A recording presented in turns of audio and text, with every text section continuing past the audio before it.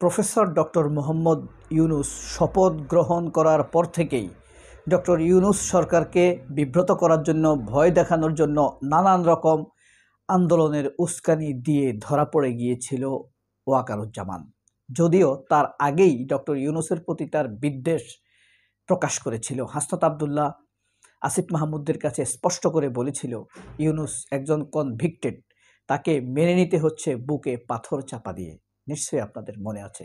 এরপরেও একের পর এক আওয়ামী সন্ত্রাসীদেরকে পালাতে সহযোগিতা করা, ডক্টর ইউনূসের নির্দেশনা না মানা, নিয়োগের ব্যাপারে সঠিক গোয়েন্দা তথ্য দিয়ে সহযোগিতা না করা, আনসার বিদ্রোহের সময় ডক্টর ইউনূসকে রক্ষা করার জন্য হাসনাত আবদুল্লাহদেরকে ঢাকা ইউনিভার্সিটি থেকে সচিবালয়ে ছুটে যেতে হয়েছে, সেনাবাহিনী আসেনি। এরকম অনেক ঘটনা মানুষ না ভুললেও বর্তমানে ওয়াকারুজ্জামান 4টি ভয়ঙ্কর আক্রোশের মধ্যে পড়ে আছেন। কথা হলো, এই আক্রোশ কার? ওয়াকারুজ্জামানের উপরে। ওয়াকারের প্রতি এই আক্রোশ দেখাচ্ছে কে? কোনো ব্যক্তি? বিএনপি? বৈষম্য বিরোধী ছাত্র আন্দোলনের বা এনসিপির নেতারা? জামায়াত? না, ডক্টর ওয়াকারুজ্জামানের প্রতি কেউ কোনো আক্রোশ দেখাচ্ছে না। এমনকি ডক্টর ইউনূস চরম ভদ্রতার পরিচয় দিয়ে যাচ্ছেন, তাকে সর্বশেষ পুরস্কারে ভূষিত করেছেন। এখন এই পুরস্কার সে গলার কাটা হিসেবে নিচ্ছে, না পারছে গিলতে, না পারছে ফেলতে। সেনাপদক ইউনূসের হাত দিয়ে নিতে হয়েছে। ইউনূস দেয়নি, ডক্টর ইউনূস দেননি, ইউনূসের হাত দিয়েই তাকে এটা পড়তে হয়েছে। কেন? ডক্টর ইউনূস শুধুমাত্র সরকার প্রধান না, প্রধান উপদেষ্টা না, তিনি also a defence minister of Bangladesh. বাংলাদেশের সিস্টেম হলো, যিনি প্রধানমন্ত্রী তিনি ডিফেন্স মিনিস্টার হবেন। কিন্তু পাকিস্তান, ভারত এসব দেশগুলোতে, যে কোনো পৃথিবীর সব দেশেই ডিফেন্স মিনিস্টার আলাদা থাকে। তো যাই হোক, ইউনূসের হাত ধরেই ওয়াকারকে এই পদকটা পড়তে হয়েছে। এখন কোন 4টি আক্রোশের শিকার ওয়াকারুজ্জামান? 4টি আক্রোশের শিকার হচ্ছেন তিনি প্রতিনিয়ত। প্রথমত হলো, 4 নম্বরটা কিন্তু মারাত্মক ভাই, এই কারণে 4 নম্বরটা একটু শেষে বলবো, ঠিক আছে? আমি যেমন 21 তারিখ সশস্ত্র বাহিনী দিবস গেছে না, 21শে নভেম্বর।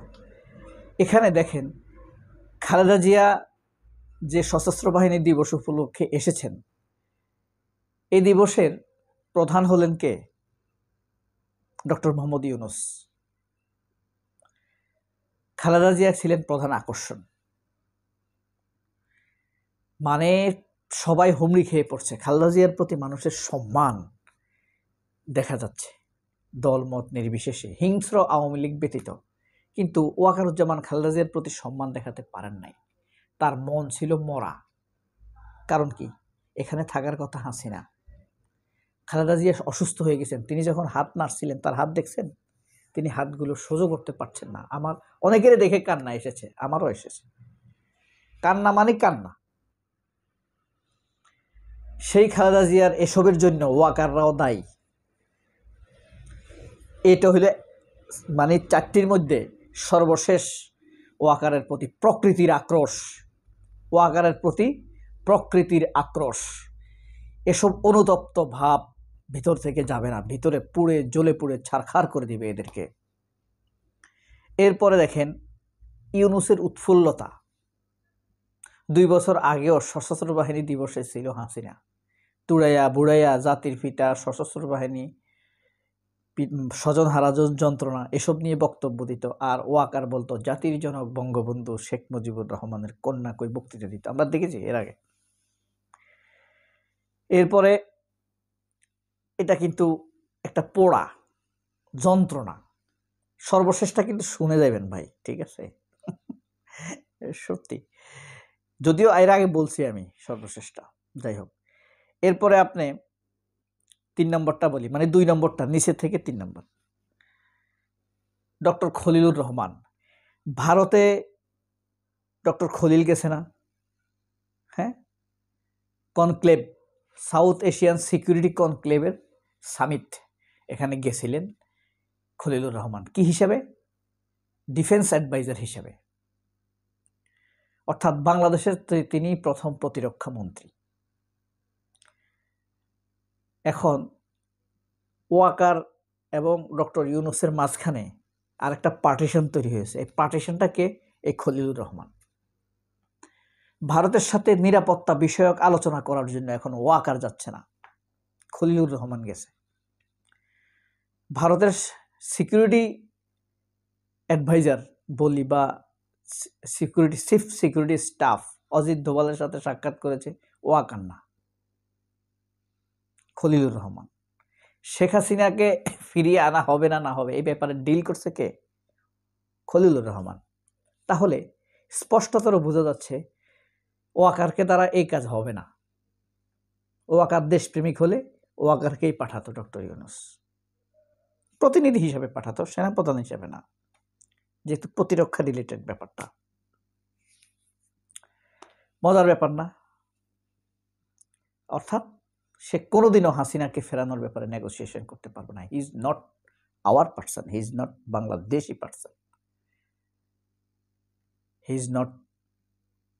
পরেরটা বলি, যাই হোক। এরপরে আসি শেখ হাসিনা ফাঁসি। দেখেন 14 মাস আগেও সে ডক্টর ইউনূসকে কি বলছে? কনভিক্টেড লোক বলছে, এই কারণে মেনে নিতে রাজি নয় প্রধান উপদেষ্টা হিসেবে। অন্য কাউকে করার জন্য বলছে, হাসনাতকে, আসিফ মাহমুদকে। শেষ পর্যন্ত বুকে পাথর নিয়ে মেনে নিয়েছে। 14 মাস পরে সেই হাসিনার ফাঁসি হয়েছে। এখন কে বড় কনভিক্টেড? ডক্টর মোহাম্মদ ইউনূস নাকি শেখ হাসিনা? বলেন, কে বেশি কনভিক্টেড, কে বেশি অভিযুক্ত, কে বড় অপরাধী? আন্তর্জাতিক স্বীকৃত খুনি কে? শেখ হাসিনা। জাতিসংঘ স্বীকৃত 2000 শহীদের হত্যাকারী, 860 জন শহীদের নাম পরিচয় পাওয়া গিয়েছে। এখন কথা হলো, এই খুনি হাসিনা হলো ওয়াকারের নিয়োগদাতা, ওয়াকারের বস, ওয়াকারের আত্মীয়।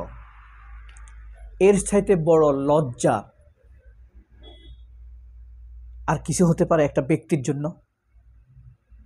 আমি তাকে সেনাপ্রধান হিসেবে কথা বলছি না, কিন্তু প্লিজ, আমি কিন্তু সমগ্র সেনাবাহিনী, বাংলাদেশের সেনাবাহিনীকে একটা চমৎকার সেনাবাহিনী, সারা বিশ্বে একটা গ্রহণযোগ্য সেনাবাহিনী। আমাদের এই সেনাবাহিনী একসময় জাতিসংঘে মানে শান্তি মিশনে সংখ্যার দিক দিয়ে 1 নম্বর পজিশনে ছিল। 13,000, একসময় 13,200 সদস্য ছিল জাতিসংঘে। এখন কমতে বাড়তে পারে, সেটা স্বাভাবিক। এখন অনেক কমেছে, সেটা অন্য বিষয়। সেই বাহিনীর প্রধান ওয়াকার। এই ওয়াকার আপনি ভাবতে পারেন ভাবতে? এই ওয়াকার জানতো আয়নাঘর, এই ওয়াকার জানতো হাজার হাজার মানুষকে হত্যা করা হয়েছে, এই ওয়াকার জানতো কত মানুষকে গুম করা হচ্ছে, কোটি কোটি ডলার লুটপাট করা হচ্ছে, বিদেশে পাচার করা হচ্ছে। এরা জানতো, এই ওয়াকারেরা, কারণ কিছু বলে নাই। যারা এগুলো করেছে তারা হলো তার নিয়োগদাতা। এর সাথে বড় শেম তার জন্য হতে পারে এই 4 আক্রমণের প্রাকৃতিক আক্রোশের শিকার ওয়াকার। আল্লাহ আপনাদেরকে অনেক ভালো রাখুক। আমার জন্য দোয়া করবেন, আমাকেও যেন আল্লাহ ভালো রাখে চিরকাল, আমাদের প্রার্থনা শুনে। আল্লাহ হাফেজ, আসসালামু আলাইকুম।